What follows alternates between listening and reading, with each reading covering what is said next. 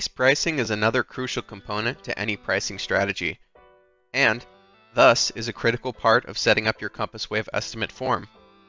Let's go section by section and explain the base price options and how they impact your estimate form. First up is base costs. Here we could set any overarching pricing strategy that your company may employ.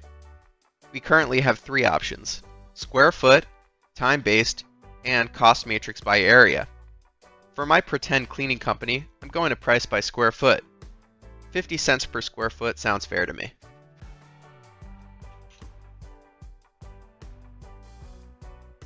Estimate range is exactly that.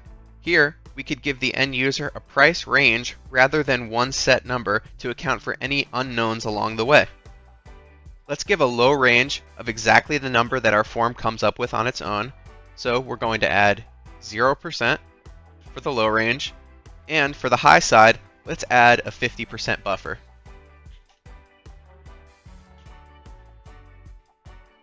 Minimum amounts is where you can enter your absolute bottom dollar offer. This way, if someone wants you to clean their tiny house, you could still make a profit. What we're saying here is that no matter what is entered into the form, the estimate will always be at least $200 is the number I came up with. If you selected time-based pricing, you could enter your payroll costs here to factor this into your estimate. If this doesn't apply to you, you can leave the section blank. The next two sections, number of jobs and overhead costs, work together to add overheads to your estimate where applicable. The number of jobs section is only required if you're factoring your overheads into your estimate.